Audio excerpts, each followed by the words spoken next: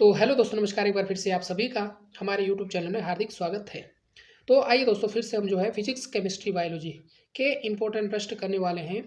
यह प्रश्न जो है दोस्तों आपके एग्जाम के लिए हेल्पफुल रहने वाले हैं। ठीक है, इससे आपको आइडिया लग जाएगा कि आपकी प्रिपरेशन जो है किस सब्जेक्ट में कितनी है।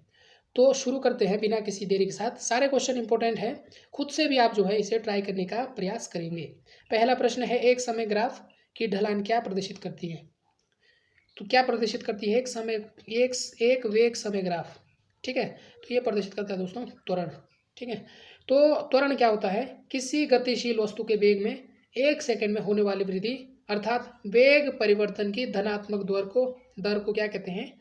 त्वरण कहते हैं। वेग समय ग्राफ के ढलान और चढ़ाव को क्या करते हैं? त्वरण को प्रदर्शित करता है ना। वेग समय ग्राफ जो है ढलान और चढ़ाव, ये कोई वेग है आपका समय ग्राफ अगर इस प्रकार से है तो ढलान और चढ़ाव क्या प्रदर्शित करता है? आपका त्वरण प्रदर्शित करता है। ऑप्शन नंबर ए इसका करेक्ट आंसर। अगला प्रश्न है दोस्तों कि हम बिना फिसले पृथ्वी पर क्यों सक्षम है? तो बताना है आपको क्यों सक्षम है। इंग्लिश वाले भी देख सकते हैं। तो इसकी जो ऑप्शन मैं आपको बता दूं, गुरुत्वाकर्षण बल के कारण, घर्षण बल के कारण, श्यानता बल के कारण। तो कौन सा है? ऑप्शन नंबर बी, फ्रैक्शन है ना, फ्रिक्शनल फोर्स के कारण, घर्षण बल के कारण। ठीक, तो घर्षण बल क्या होता है कि दो वस्तुओं के बीच में लगता है ना। किसी भी दो वस्तु के बीच में जो है वो बल कैसे लगता है? परस्पर एक दूसरे के विपरीत लगता है। ठीक है, तो इसके कारण क्या क्या होता है कि तो मनुष्य सीधा खड़ा हो सकता है और चल भी सकता है। दूसरा, सड़कों पर जो गाड़ियां चलती है आपको, उसे जो है फिसलने से कौन रोकता है? आपका उसे जो है घर्षण बल रोकता है। तीसरा है, जब आपकी बरसात होती है दोस्तों, है ना, जैसे बरसात होती है तो आपके पैर जो है फिसल जाते हैं कीचड़ से। या आपने देखा होगा कि रील्स में देखा होगा कि कोई केला फेंक देता है रास्ते में तो आदमी फिसल जाता है। तो इससे क्या, जहाँ पर फिसलन वाली जगह होती है उस चीज़ में क्या होता है? घर्षण बल कम होता है, इसलिए जो है फिसल जाते हैं। बरसात में जो है घर्षण बल क्या होता है? कम हो जाता है, जिससे जो आदमी जो है आसानी से फिसल जाता है। ठीक है, अगला है, स्थिर गति से गोलाकार मार्ग पर घूमने वाली बॉडी में होता है। तो क्या होता है? स्थिर वेग, स्थिर त्वरण, स्थिर गतिज ऊर्जा या स्थिर विस्थापन। तो राइट आंसर आपको बताना है क्या होता है? ऑप्शन नंबर बी, स्थिर त्वरण होता है। ठीक है, स्थिर गति से गोलाकार मार्ग पर घूमने वाली बॉडी में क्या होता है? स्थिर त्वरण। त्वरण कैसे होगा? स्थिर होगा। फिजिक्स से है। ठीक है, अगला है, निम्न में से किसका घनत्व सर्वाधिक होता है? पानी, बर्फ, इथाइलिन या एसीटोन। तो आपको बताना है किसका घनत्व जो है सर्वाधिक होता है। तो इन सभी में से जो है पानी का घनत्व सबसे अधिक होता है। ठीक है, कितना होता है? 0.998, कितना होता है? 0.998 आपने भी लिखना है, ग्राम पर सेंटीमीटर का क्यूब। ठीक है, ये आपको नोट करना है, इम्पोर्टेंट है। इसके बाद बर्फ़ का घनत्व होता है। बर्फ़ का घनत्व कितना होता है? बर्फ़ का जो घनत्व रहता है वो रहता है 0.917 ग्राम पर सेंटीमीटर का क्यूब, ये आप लिख लेना। एसीटोन का घनत्व कितना होता है? एसीटोन का, इसका होता है 0.79। और तीसरा है, एथिलीन का घनत्व कितना होता है? एथिलीन का होता है 1.1749। और जबकि पानी का घनत्व कितना होता है? 0.998। ठीक है, तो सबसे ज़्यादा जो है पानी का घनत्व रहता है और सबसे कम जो है घनत्व किसका रहता है? एथिलीन का। एथिलीन का घनत्व सबसे कम रहता है और सबसे ज़्यादा घनत्व किसका रहता है? पानी का रहता है। परसों आपसे पूछा गया सवाल था कि जो केमिस्ट्री का पेपर था उसमें पूछा गया था कि जो एल्कोहल है वो जो है जल्दी वाष्पित हो जाता है। क्यों? क्योंकि एल्कोहल का जो घनत्व रहता है वो पानी से कम रहता है। ठीक है, इसलिए उसका वाष्पन जो है पानी से पहले जल्दी हो जाता है। तो इन तीनों का भी जो है ये वाष्प होंगे पानी से जल्दी। तो इस प्रकार से भी आपका प्रश्न बन सकता है। तो जो डेंसिटी मैंने आपको इनकी लिखाई है उसे आप नोट कर लेना। Option number is correct answer. अगला क्वेश्चन है दोस्तों, दर्पणकारों की हेडलाइट में कौन सा प्रयोग लेंस किया जाता है? अर्धवृत्तीय, शंक्वाकार, उत्तल, अवतल। अब आपने देखा होगा गाड़ियों में जो लाइटें लगी रहती है उसमें किसका यूज होता है? ठीक है, सेमी सर्कुलर, कॉनिकल, कॉन्वेक्स या कॉनकेव। तो राइट से आपको बताना है, राइट आंसर क्या है आपका अवतल। ठीक है, अवतल दर्पण क्या करते हैं, जो आपकी लाइट है उसको एक जगह पे फोकस करता है। ठीक है, तो आपने गाड़ी देखी होगी, बाइक देखी होगी, कार देखी होगी, उसकी हेडलाइट जो है अगर दूर से देखोगे तो आपको बिल्कुल ऐसी दिखेगी, सीधी लाइन की तरह। क्यों दिखती है, क्योंकि जो अवतल दर्पण होता है वो जो लाइट है वो जो है एक तरफ फोकस करता है, ताकि जो है एक जगह जो है उसका प्रकाश जा सके। कहाँ कहाँ पर जो है अवतल दर्पण का उपयोग किया जाता है। सबसे पहले हम बात करें अवतल दर्पण की, इसे जो है दोस्तों अभिसारी दर्पण भी कहते हैं। ठीक है, कभी कभी जो है आपके प्रश्न कठिन बनाने के लिए इस प्रकार दिया जाता है अभिसारी दर्पण, और हमें जो है पता नहीं लगता कि अभिसारी दर्पण क्या है, ये तो कोई नई चीज़ है। ये नई चीज़ नहीं है, अवतल दर्पण को कहा जाता है। और दूसरा जो है दोस्तों, इसका उपयोग कहाँ कहाँ पर होता है, जैसे गाड़ी की हेडलाइट में, और सोलर कुकर आपने देखा होगा, सोलर कुकर। ठीक है, मेन आपका आँख का नाक नहीं है, बस आपको ये रखना है कि इसका उपयोग कहाँ होता है, गाड़ी की हेडलाइट और आपका सोलर कुकर में। अगला है, कहता है कि प्रेरित ईएमएफ चुंबकीय प्रवाह लिंकेज के या चुंबकीय प्रवाह लिंकेज के काटने की दर के परिवर्तन की दर के समानुपाती होता है। तो कौन कहता है, लेंज का नियम, हुक का नियम, ओम का नियम या फैराडे का नियम। तो आपको बताना है इसका राइट आंसर। 22 क्वेश्चन है, इसका राइट आंसर क्या है, ऑप्शन नंबर डी। ठीक है, कौन कहता है आपका, फैराडे का नियम। तो फैराडे का नियम क्या कहता है कि प्रेरित विद्युतवाहक बल, ठीक है, चुंबकीय प्रवाह लिंकेज के या चुंबकीय प्रवाह लिंकेज के काटने की दर के परिवर्तन की दर के समानुपाती होता है। ये आपका कौन सा नियम कहता है, आपका फैराडे का नियम। बाकी ये जो नियम है, लेंज का नियम, हुक का नियम, ओम का नियम, ये तीनों के तीनों आज जो है आप बिल्कुल अपनी कॉपी में नोट कर लेना। ठीक है, अगला है, क्या होगा यदि किसी वस्तु की ऊंचाई से नीचे गिराई जाए तो और वहाँ हवा का प्रतिरोध न हो।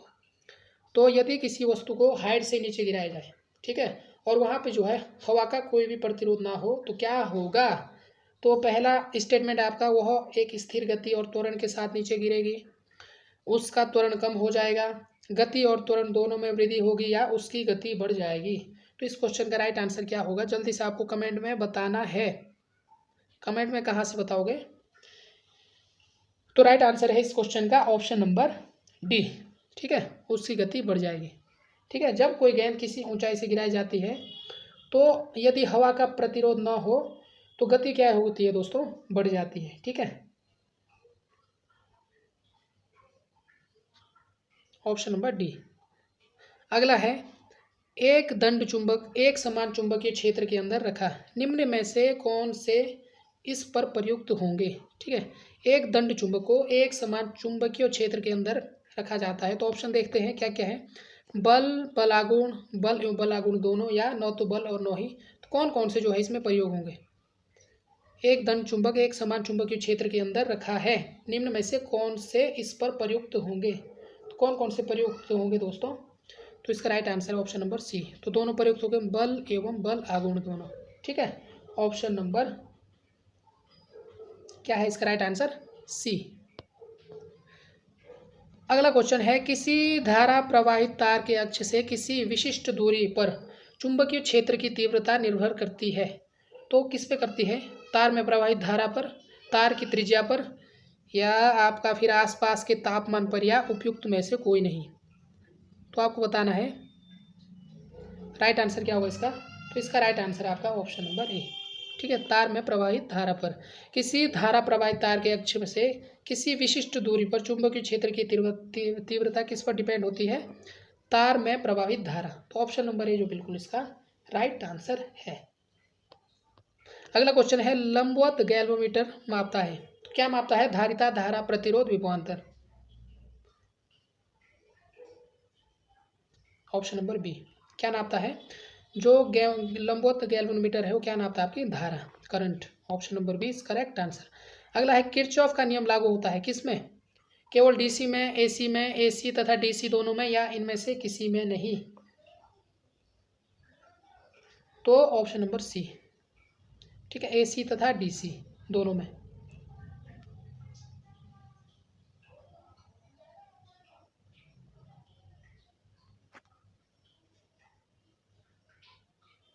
Option number C. बाकी आप देख लेना किरचॉफ का नियम क्या है। अगला क्वेश्चन है दोस्तों, दो लेंस जिनकी वर्ण विक्षेपण क्षमताएं क्रमश W1 और W2 तथा फोकस दूरियां क्रमश F1 और F2 है, तो उनके युग्म की अवर्णकता के लिए स्थिति होगी फोकल लेंथ। तो अवर्णकता के लिए क्या होगा दोस्तों, आपको बताना है। इसकी इक्वेशन आपने पढ़ी होगी। तो क्या होगा इसका right answer, option number A. ठीक है, देखो सॉल्व कैसे होगा। जो ये सॉल्व होगा आपका वो होगा, दो लेंसों का जो अवर्णक संयोग के लिए होता है W1 F2 plus W2 F1 बराबर ही होता है 0। ठीक है, अब दोनों ओर जो है इसमें क्या भाग दिया जाता है, दोनों ओर जो है F2 से जो है इसमें भाग दिया जाता है, तब आता है W1 F2 बटे F1 और F2। ठीक है, F1 और F2 से जो है इनमें भाग दिया जाता है, तो ऊपर भी सेम W2 F1 बटे F1 F2 बराबर 0। तो यहाँ पर आप देख रहे होंगे, यहाँ पर आपका जो बचता है वो यहाँ पर F1 है। ठीक है, ये 1 है, तो यहाँ 1 से 1 कटता है और यहाँ पर F2 से F कटता है, तो ये जो बचता है ये बचता है आपका W1 बटे F1 प्लस W2 बटे F2। तो ये बचता है बराबर किसके बराबर होगा, 0। ऑप्शन नंबर ए जो है इसका राइट आंसर है।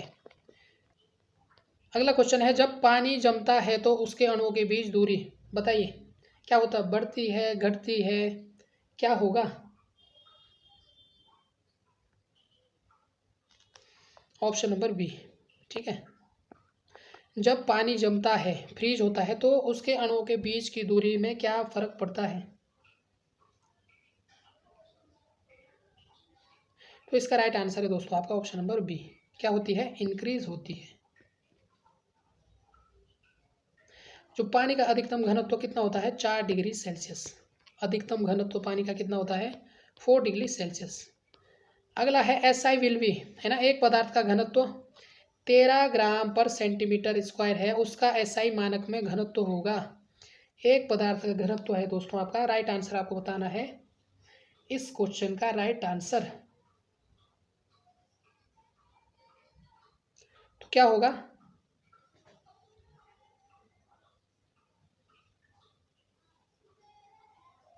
तो ये होगा दोस्तों, घनत्व बराबर क्या होता है, घनत्व बराबर ये है दोस्तों 13 ग्राम पर सेंटीमीटर का स्क्वायर। तो कितना दिया है पर सेंटीमीटर का, क्यूब होगा शायद यहाँ पे, है ना। तो ये कितना आएगा आपका, ये आएगा दोस्तों आपका ऑप्शन नंबर बी। ठीक है, 10 गुना 10 13 गुना 10 का 3 किलोग्राम मीटर का स्क्वायर, मीटर क्यूब, है ना, ऑप्शन नंबर बी। अगला है, एक आँख का निकट दृष्टि दोष सही करने के लिए प्रयुक्त होता है। कौन सा लेंस प्रयुक्त होता है, उत्तल लेंस, बेलनाकार लेंस, समतल या अवतल लेंस। आपको बताना है इसका राइट आंसर, अवतल लेंस। ठीक है, निकट दृष्टि दोष तो उपयोग करेंगे अवतल। अगर आपसे दूर दृष्टि दोष तब उपयोग करेंगे उत्तल।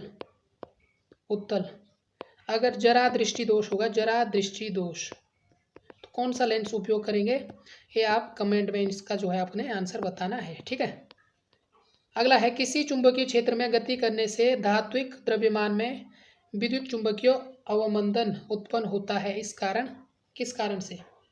प्रतिवर्ती धारा, बहुवर्त धारा, चुंबकीय क्षेत्र या प्रतिवर्ती विभव उत्पन्न होना। तो किसके कारण से होता है, राइट आंसर आपको बताना है। तो ये होता है दोस्तों आपका ये होता है भंवर धारा। ठीक है, ऑप्शन नंबर बी। अगला क्वेश्चन है दोस्तों कि 1 किलोग्राम द्रव्यमान के एक पिंड का वेग 2 सेकंड में 20 मीटर पर सेकंड से 30 मीटर पर सेकंड बदलने के लिए कितने बल की आवश्यकता होगी।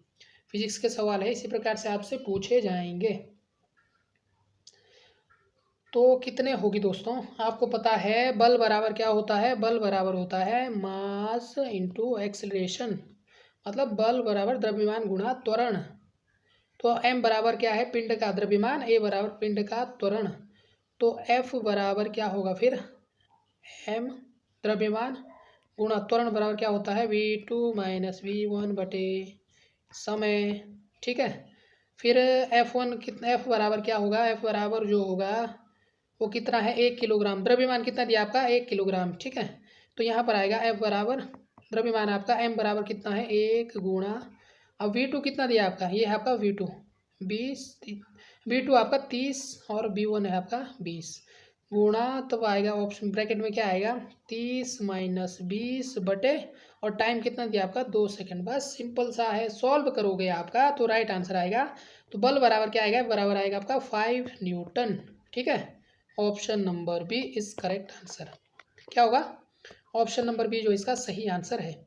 अगला क्वेश्चन है दोस्तों, प्रोटोनों का द्रव्यमान एक समान होता है, किसके द्रव्यमान के समान होता है, इलेक्ट्रॉन, आइसोप्रीन, अल्फा कण या न्यूट्रॉन।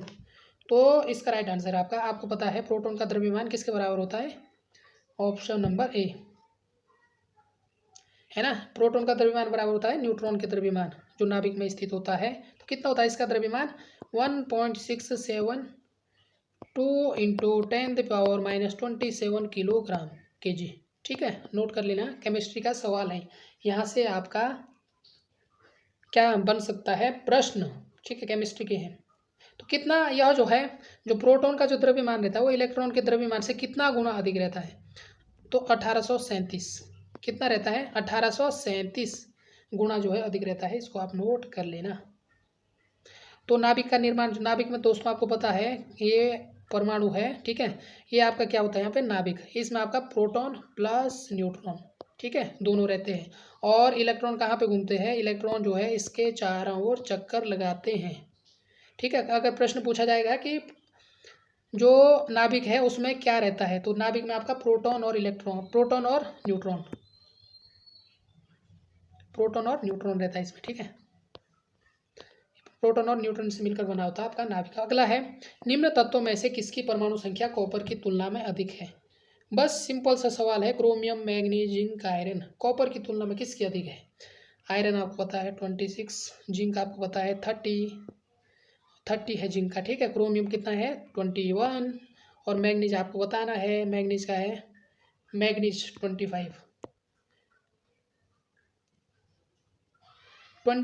है क्रोमियम का, ठीक है। 21 तो स्केडियम का है, किसका है, स्केडियम का है 21। स्केडियम, टाइटेनियम, वेनेडियम, क्रोमियम, क्रोमियम का कितना है 24, मैग्नीज का है 25। तो किसका होगा right answer, option number C. Simple सा प्रश्न था, इसमें कुछ भी करने की ज़रूरत नहीं है, ठीक है। अगला है, निम्न में से समूह 14 के किस तत्वों में सबसे अधिक विद्युत ऋणात्मकता है, सिलिकॉन, कार्बन, जर्मेनियम या टिन। तो आपको बताना है आवर्त सारणी जो 14 वर्ग, तो इसकी होगी सबसे ज़्यादा,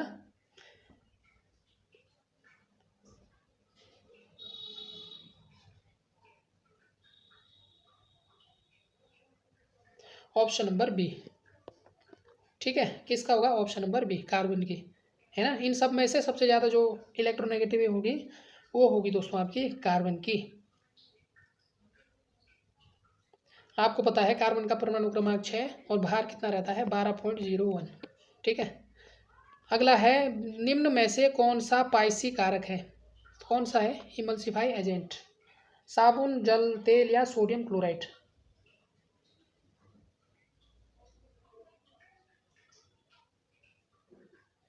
तो क्या है, ऑप्शन नंबर ए, ठीक है। इसका राइट आंसर है साबुन। अगला प्रश्न, एक ध्रुवीय सहसंयोजी बंध है, पोलर। देखो पोलर जो बॉन्ड रहते हैं आपके वो कैसे बनते हैं, प्लस और माइनस से, है ना। दोनों के बीच कैसा होना चाहिए, प्लस माइनस का रिलेशनशिप। तो कौन से बॉन्ड आपके कौन से बॉन्ड जो आपके पोलर होंगे, ठीक है, आपको बताना है।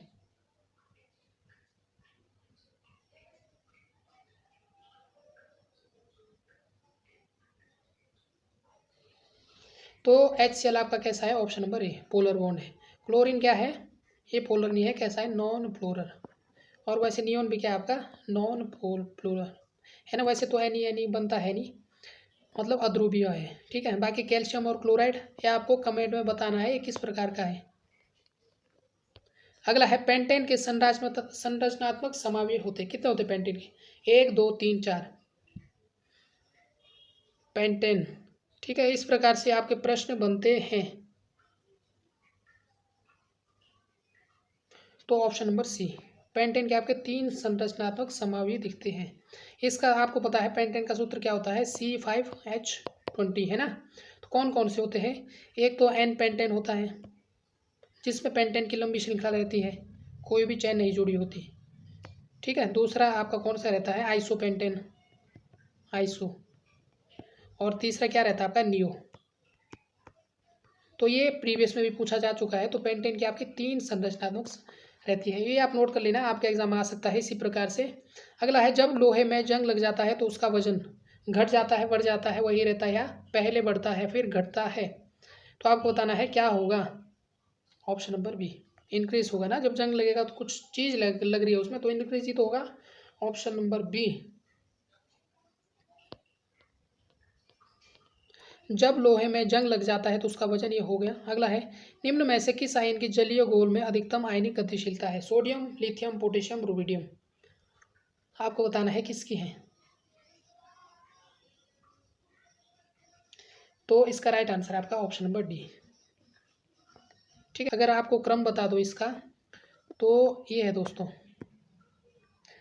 लिथियम से अगर आप सीजियम तक जाते हैं, लिथियम प्लस, फिर आता है आपका सोडियम प्लस, फिर आता है आपका पोटेशियम प्लस, फिर आता है रुबिडियम प्लस, फिर आता है सीजियम प्लस।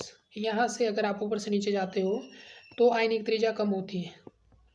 आयनिक त्रिज्या कैसी होती है? कम होती है। और आयनिक गतिशीलता भी क्या होती है? आयनिक गतिशीलता भी कम होती है, कम होती है। ठीक है, लेकिन आयनिक गतिशीलता कम होगी, लेकिन इसकी जो है हाइड्रोजन जल में जो है हाइड्रेट बनने की ज़्यादा होगी, है ना। हाइड्रेट आयन की त्रिज्या ज़्यादा होगी, हाइड्रेटेड आयन त्रिज्या जो है ज़्यादा होगी। किसकी होगी लास्ट में? रुबिडियम की। तो यहाँ आपका रुबिडियम में अगर सीजियम दिया होता तो सीजियम की होती। तो ये आप नोट कर लेना, ऑप्शन नंबर डी। अगला क्वेश्चन है किस अभिक्रिया के लिए उदासीनीकरण की ऊष्मा अधिकतम होगी?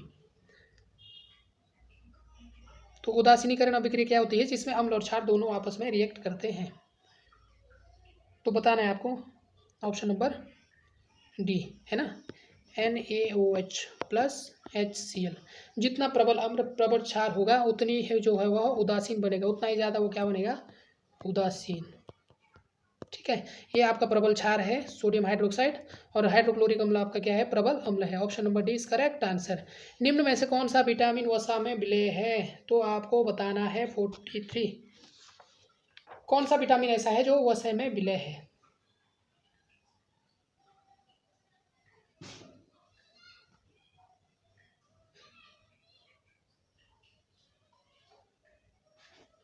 राइट आंसर है आपका option number A.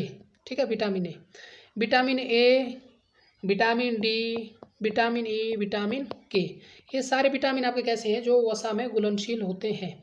Vitamin B और विटामिन सी ये दोनों जल में घुलनशील होते हैं, नोट कर लेना। और इसके बाद आता है आपका विटामिन बी। B1 को क्या कहते हैं? थायमीन। ठीक है, और विटामिन B2 केमिस्ट्री में पूछा गया था, इसे कहते हैं राइबोफ्लेविन। क्या कहते हैं? राइबोफ्लेविन, नोट कर लेना आप। तीसरा विटामिन जो है आपका वो है विटामिन B6। विटामिन B6 का नाम है आपका पायरिडॉक्सिन।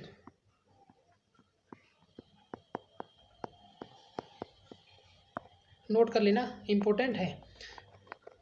तो राइट आंसर क्या होगा? Option number A. अगला प्रश्न है सोडियम के प्रति अल्कोहल की अभिक्रियाशीलता निम्न में से कम होगी, तो किसकी होगी? 3 डिग्री, 2 डिग्री, 1 डिग्री।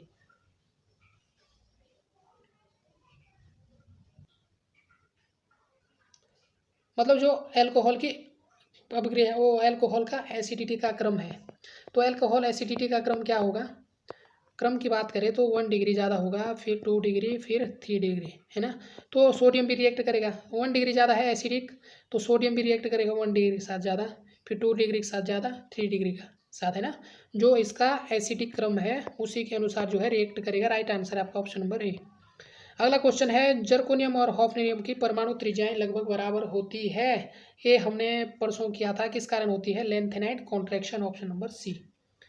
जो केमिस्ट्री का डाला है उसमें भी आपको ये प्रश्न देखने को मिलेगा, बहुत बार एग्जाम में पूछा गया है। अगला प्रश्न है, निम्न में से उदासीनीकरण अभिक्रियाओं में से किसमें उदासीनीकरण ऊष्मा का मान सबसे अधिक होगा? तो किसमें होगा दोस्तों? राइट आंसर क्या आएगा आपको? Option number A. मतलब जितना आपका एसिडिक और बेसिक मीडियम ज़्यादा होगा उतना ही उसमें उदासीनीकरण ज़्यादा होगा, एनर्जी भी उसमें उतनी ही ज़्यादा होगी ना, ऊष्मा भी उसमें सबसे अधिक होगा। ठीक है, ऑप्शन नंबर ए। अगला है, इनमें से कौन एक मिश्रण है? वाटर, मिल्क, एयर या सभी? कौन सा है? तो आपको पता है एयर जो है विभिन्न प्रकार के गैसों का मिश्रण है, ऑप्शन नंबर सी। राष्ट्रीय हरित अधिकरण के संबंध में निम्न में से कौन सा कथन सही नहीं है? तो राष्ट्रीय हरित अधिकरण, इसकी स्थापना 2010 में हुई, इंपॉर्टेंट है। और दूसरा है, यह पर्यावरण संरक्षण तथा वनों के संरक्षण से संबंधित मामलों के प्रभावी और शीघ्र निपटान में शामिल है। तीसरा है, और संपत्तियों को हुई हानि के लिए राहत और मुआवजा देने के लिए विचार करता है। डी है 1908, यह सिविल प्रक्रिया संहिता 1908 के तहत निर्धारित प्रक्रियाओं से बंधा है। तो राइट आंसर क्या आपका? ऑप्शन नंबर डी, राष्ट्रीय अधिकरण संहिता, एनजीटी। ठीक है, इसे इंग्लिश में क्या कहते हैं? एनजीटी। इसकी स्थापना कब हुई थी? 18 अक्टूबर 2010। बाकी आप इसे जो है देख लेना ये क्या चीज़ है। बढ़ते हैं अगले प्रश्न की ओर। निम्न में से कौन सा कथन सही है? जैव मंडलीय पारिस्थितिक तंत्र में ऊर्जा का प्रभाव एक दिशा में होता है। जैव मंडलीय पारिस्थितिक तंत्र में ऊर्जा का प्रवाह चक्रीय होता है। प्राकृतिक पारिस्थितिक तंत्र में बढ़ते पोषण स्तर के साथ ऊर्जा सापेक्षिक क्षय घटता जाता है। प्रगामी बढ़ते पोषण स्तरों के साथ प्रजातियां सुलभ ऊर्जा का उपभोग करने में कम दक्ष है। तो सभी में से जो है आपको बताना है कौन सा कथन सही है। तो ऑप्शन नंबर ए। ठीक है, जैव मंडलीय पारिस्थितिक तंत्र में ऊर्जा का प्रभाव एक दिशा में होता है, बाकी ये सारे गलत है। अगला क्वेश्चन है, कोशिकाओं में उपापचय की क्रिया कहाँ होती है? रिक्तिकाएं, माइटोकॉन्ड्रिया, न्यूक्लियस या सेंट्रियोल्स? तो कहाँ पर होती है? अब आपका बायोलॉजी शुरू हो चुका है दोस्तों, आपको देना है answer. Option number B, mitochondria कोशिका का विद्युत ग्रह है ना। खोज किसने की? अल्टमान। कब की? 1890। ठीक है,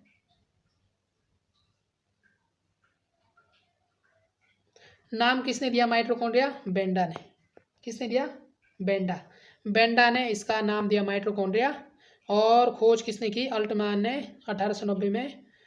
ठीक है, ऑप्शन नंबर बी।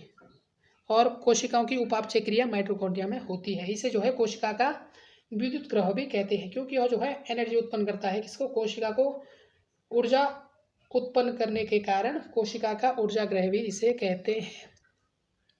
प्रसिद्ध विकासवादी चार्ल्स डार्विन ने अपनी किस पुस्तक में अपने सिद्धांत का प्रतिपादन किया? तो बताना आपको इनमें से right answer. The families of flowering plant, the origin of species, the life of on earth या the story of the living bird? तो राइट आंसर क्या आपका? Option number B, the origin of the species. Charles Darwin. ठीक है, पूछा जाता है यह क्या है? एक प्रकृतिवादी और भूवैज्ञानिक थे, है ना, भूविज्ञानी। पूछा जाता कई बार संबंध कि किससे संबंध है। एक तो प्रकृतिवाद से इनका संबंध है, प्रकृतिवाद, और दूसरा क्या है आपका? भूविज्ञानी थे। ठीक है, ऑप्शन नंबर बी इसकी क्या है? पुस्तक है, जिसमें जो है इसने जो इम्पोर्टेंट इसके जो सिद्धांत है इसी में जो है इसने वर्णन किया है। अगला प्रश्न है, पोषण नाल के किस भाग में पित्त स्रावित होता है? अमाशय, ग्रहणी, अग्र क्षुद्रांत या क्षुद्रांत? तो राइट आंसर क्या आपका? ऑप्शन नंबर बी, ग्रहणी में। ठीक है, अब आपको बताना है जो मनुष्य का जो पाचन तंत्र है वो कितने भागों में बंटा है? तो मनुष्य का पाचन तंत्र 2 भागों में बंटा होता है। ठीक है, एक तो होती है आपकी आहार नाल और दूसरा जो आपका रहता है पाचन ग्रंथियां। अगर आपसे पूछा जाएगा तो आपको याद रखना है। ठीक है, आहार नाल सब आपको पता है लंबी कुंडली रहती है, जिसमें क्या रहता है? जो गुदा तक समाप्त होती है ना, मुगवा से शुरू होती है, जैसे मुगवा, ग्रसनी, अमाशय, आंत और गुदा द्वार। ठीक है, छोटी बड़ी आंत, ये सारे किस में आते हैं? आपके आहार नाल में। और पाचन ग्रंथियां आपको पता ही है, जो पाचन ग्रंथियां रहती है आपकी। कौन सा जैविक नाइट्रोजन निर्धारण में से संबंधित है? तो कौन सा है जो नाइट्रोजन फिक्सेशन, ठीक है, नाइट्रोजन फिक्सेशन करता है, इंपॉर्टेंट है, बहुत ही बार जो एग्जाम में पूछा गया है। राइट आंसर क्या है आपका? ऑप्शन बताना है, ठीक है, ऑप्शन नंबर डी। प्रकाश संश्लेषण के लिए ऊर्जा, नीला हरा शैवाल, नाइट्रोजन फिक्सेशन नीला हरा शैवाल।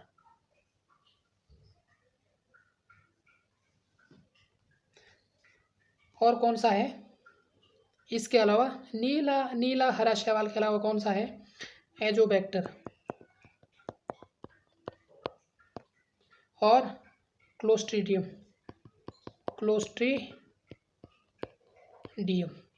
ये भी आपको नोट करना है, ठीक है, ये तीनों जो है नाइट्रोजन फिक्सेशन। अगला क्वेश्चन है, डीएनए के वृत्ताकार अणु पाए जाते हैं किसमें? टीएमबी, जीवाणु, हरितलौह, माइटोकॉन्ड्रिया में, ईस्ट में या वॉलबॉक्स में? तो राइट आंसर क्या है आपका? Option number B. जो डीएनए के वृत्ताकार अणु जो पाए जाते हैं वो पाए जाते हैं बैक्टीरिया में, क्लोरोप्लास्ट में, माइटोकॉन्ड्रिया में, ठीक है, ऑप्शन नंबर बी।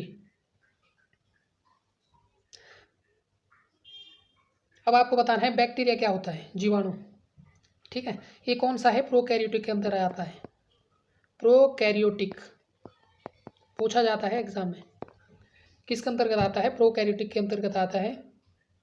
इसमें जो है सिंगल डीएनए कैसा रहता है? सिंगल और सर्कुलर का जानते हो, गोल आकार में, गोलाई में, ठीक है, सिंगल और सर्कुलर जो इसमें डीएनए रहता है, सर्कुलर, CI। अगला है क्लोरोप्लास्ट, इसमें कैसा डीएनए होता है? क्लोरोप्लास्ट में गोलाकार। और तीसरा है आपका माइटोकॉन्ड्रिया, इसमें भी आपका गोलाकार, ऑप्शन नंबर बी।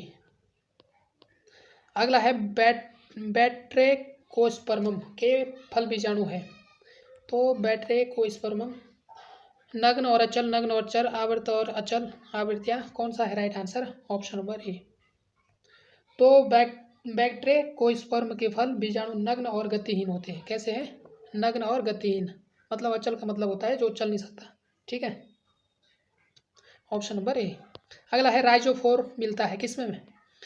मर्सिलिया, इक्विस्टम, लाइकोपीडियम या सिलेजिनेला, किसमें मिलता है आपका राइजोफोर? ऑप्शन नंबर डी, ये मिलता है आपका सिलेजिनेला में, ठीक है।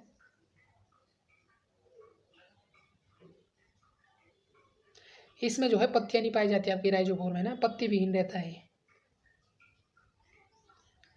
अगला प्रश्न है, माइरोसिन ग्रंथियां किस कुल में पाई जाती है? तो कंपोजिटी में, मालवेसी में, क्रूसीफेरी में या लिलिएसी में? तो माइरोसिन जो पाया जाता है दोस्तों आपका पाया जाता है क्रूसीफेरी में।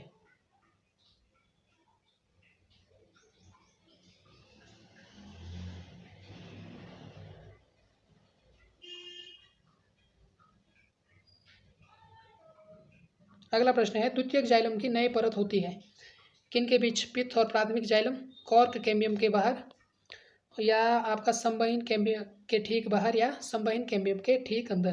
तो किस में होती है आपकी द्वितीयक जाइलम की नई परत? राइट आंसर क्या है आपका? Option number D.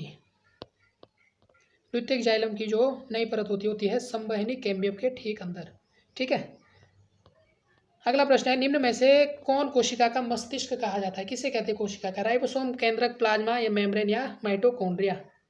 तो इसे कहते हैं दोस्तों न्यूक्लियस, ऑप्शन नंबर बी। केंद्रक को जो है कोशिका का मस्तिष्क भी कहा जाता है।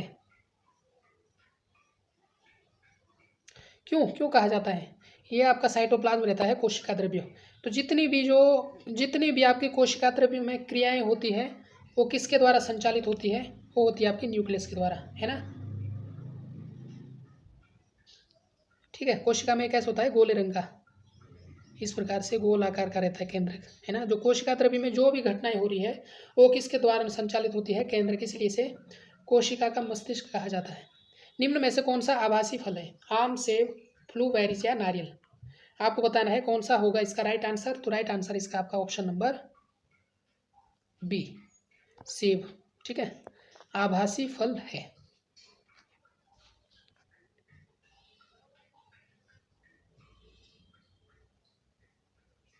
इसके अलावा कौन कौन सा दोस्तों आभासी फल जो आते हैं, वो आता है आपका टमाटर, और फिर है आपका स्ट्रॉबेरी, अगर पूछा जाता है तो इम्पोर्टेंट आप नोट कर लेना। और इसके अलावा आपका आता है अनानास, और फिर आता है आपका नाशपाती, और फिर आता है शहतूत। ठीक है, ये सारे किस्म आते हैं फॉल्स फ्रूट।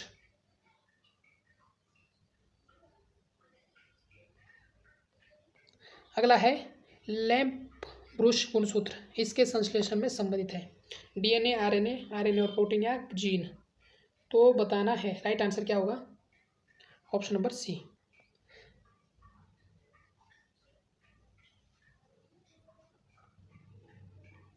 आरएनए और प्रोटीन। अगला प्रश्न है दोस्तों, किसी जीव के विकासवाद इतिहास जाना जाता है। तो किसी जीव के विकासवाद इतिहास जाना जाता है व्यतिव्रत, जातिव्रत, वंशाक्रम या जीवाश्म। तो इसे क्या कहा जाता है दोस्तों, आपका ऑप्शन नंबर बी, जातिवृत्त। ठीक है,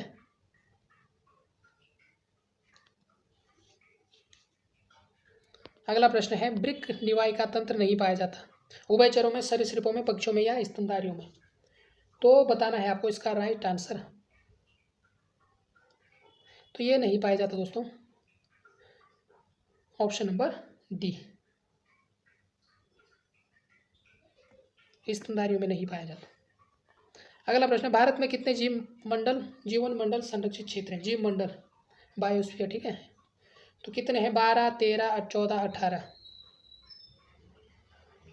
ऑप्शन नंबर डी, कुल 18 है। 18 आपको याद रखने हैं। कौन कौन से हैं, नीलगिरी, नंदा देवी, नोकरेक, ग्रेट निकोबार, मन्नार की खाड़ी, मानस, सुंदरवन, सिमलीपाल, डिब्रूगढ़, देहांग, देवांग, पंचमंडी, अगस्त्यामलाई, कंचनजंगा, अमरकंटक, कच्छ, शीत मरुस्थल, शेषाचलम या पन्ना, मध्य प्रदेश। ठीक है, ये सारे 18 के 18 आपके क्या है, जीव मंडल संरक्षित क्षेत्र हैं। कहाँ कहाँ है देख लेना। बाकी नंदा देवी इंपॉर्टेंट है आपका, उत्तराखंड में है। नीलगिरी आपको बताना है कहाँ है, ये भी इंपॉर्टेंट है। मानस आपको बताना है, सुंदरवन, और जो इंपॉर्टेंट है कौन कौन से है, जैसे आपका कच्छ और अमरकंटक, शीत मरुस्थल। ठीक है, ये कुछ कुछ है। जैसे नोकरेक है, पूछा जा सकता है आपसे मिलान में। पीनियल है, तो पीनियल क्या है, बहिश्रावी ग्रंथि, अंतःस्रावी ग्रंथि, या एक पाचक ग्रंथि, या एक वसा का है। तो पीनियल क्या रहती है दोस्तों आपकी, पीनियल ग्लैंड आपने पूछा होगा, तो ये रहती है एक अंतःस्रावी ग्रंथि। ठीक है,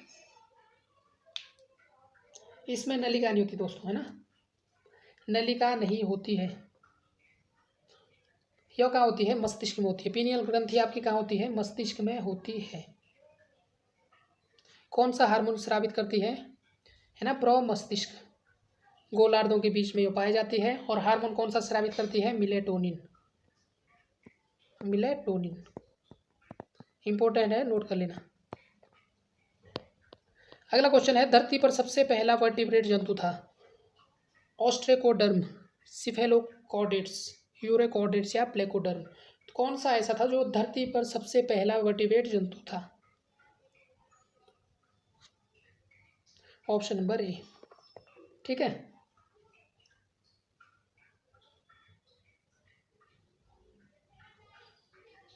ये कैसा था, बिना जबड़े वाला, बिना जबड़े वाला। अगला है ऑर्क्योप्टेरिक्स है, तो क्या है ऑर्क्यो, एक जुरेसिक युग का सर्व पुरातन पक्षी, जुरेसिन काल का सरीसृप, ट्राइएसिक काल का सरीसृप, या ट्राइएसिक तथा जुरेसिक दोनों कालों का सरीसृप। तो क्या है दोस्तों आपका ऑर्क्योप्टेरिक्स। तो ये है दोस्तों आपका ऑप्शन नंबर ए, जुरेसिक युग का सर्व पुरातन पक्षी, most ancient bird of the Jurassic age. Important है, पूछा जा सकता है। अगला है, किसकी उत्पत्ति के प्रमाण को निरूपित करता है, ऑर्क्योप्टेरिक्स, जीवाश्म, सरीसृपों से पक्षी, सरीसृपों से स्तनधारी, उभयचरों से सरीसृप या पक्षियों से स्तनधारी। आपको पता है यूकेएससी इसी प्रकार के प्रश्न जो है उसे अच्छे लगते हैं, है ना। तो ये है आपका option number A. Bird from reptiles.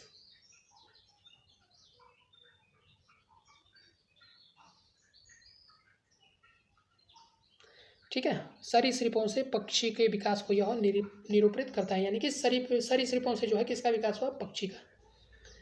अगला है मेमथ पूर्वज है कुत्ते, घोड़े, ऊंट, हाथी का। किसका है मेमथ? इंपॉर्टेंट प्रश्न है। ये है दोस्तों एक विशालकाय हाथी, है ना, जो अब विलुप्त हो चुका है। वैज्ञानिक नाम था इसका मेमथ का, इसका नाम था मेमुथस प्राइमीजीनियस। मेमुथस प्राइमीजीनियस, जो क्या था, एक विशालकाय हाथी था। और ये क्या है, विलुप्त हो चुके हैं। जैव विकास के संदर्भ में सांपों में अंगों का लोप होने को स्पष्ट किया जाता है। तो बताना है आपको क्या कहते हैं अंगों का उपयोग तथा अनुपयोग किए जाने से।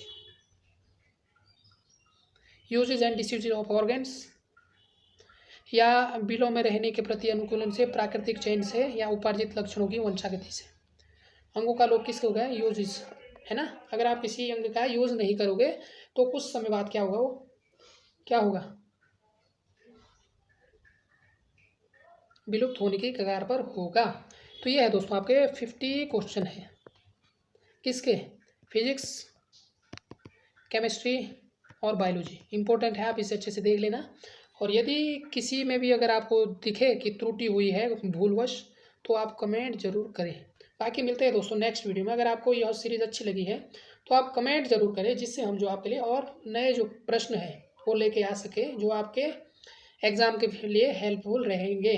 ठीक है, तो मिलते हैं नेक्स्ट वीडियो में। बाकी अगर आप हमारे चैनल पे नए हैं तो हमारे चैनल को सब्सक्राइब जरूर करें। तो मिलते हैं दोस्तों नेक्स्ट वीडियो में, तब तक के लिए आप सभी का धन्यवाद।